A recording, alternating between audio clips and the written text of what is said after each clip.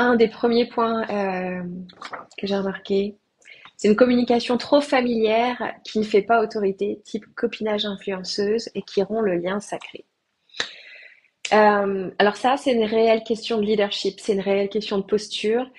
C'est en lien avec plusieurs choses. Déjà, la fine connaissance de son expertise, un leadership renforcé, être dans un esprit de contribution, de don, et de savoir exactement pourquoi on œuvre au travers de son entreprise et pourquoi on est là. Si on considère que les personnes qui sont dans notre audience sont là pour nous apporter de l'amour ou nous sécuriser à travers des likes ou des commentaires, là, il y a un petit souci de congruence.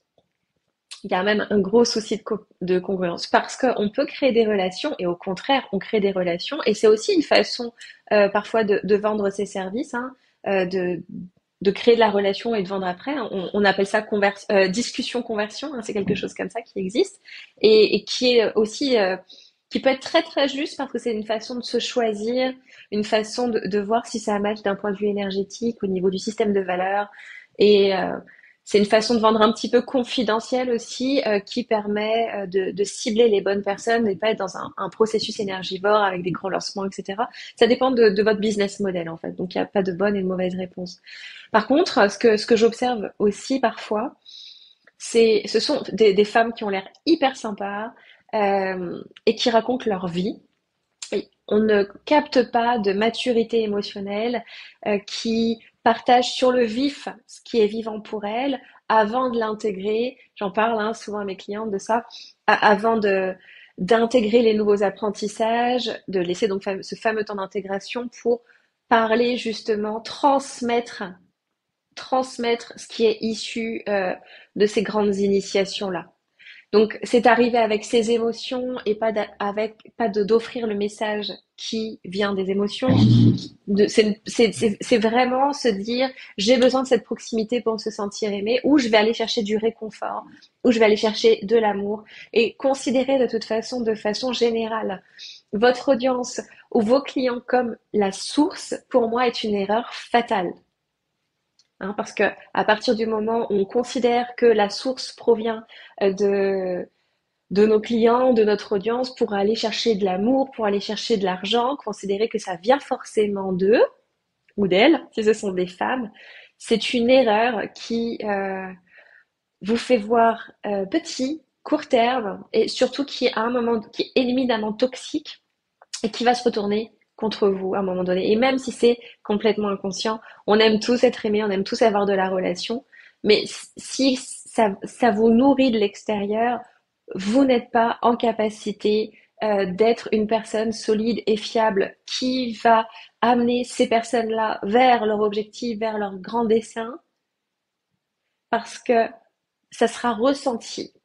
Ou alors, parce que de toute façon, notre parole ne revient jamais à vide, hein. Tout ce qu'on envoie, on le reçoit. Vous allez avoir des personnes qui viendront dans votre univers avec un niveau de leadership très bas, peut-être des niveaux de conscience de vraiment différents qui peuvent induire des relations toxiques et de, voilà, vous allez attirer qui vous êtes. Et en fait, le copinage, parfois, ça vient juste de cette envie d'être accessible. Ça vient juste d'une envie de créer des relations, d'être simple.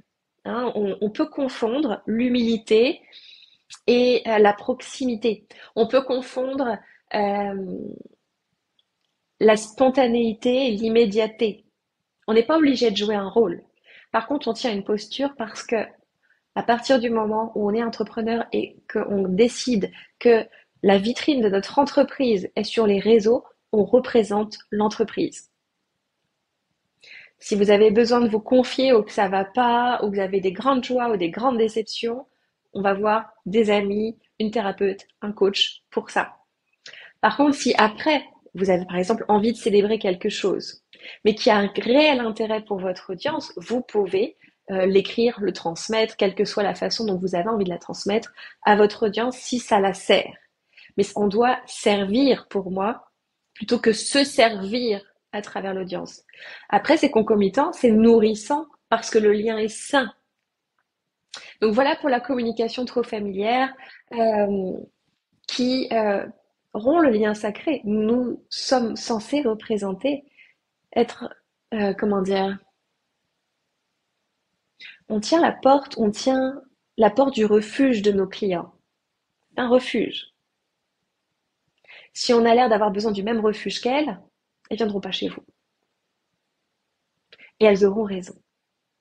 Donc regardez bien au niveau de votre leadership et au niveau de l'envie de vous nourrir de la part de votre audience, dans votre audience. Si vous la considérez être la source de quelque chose.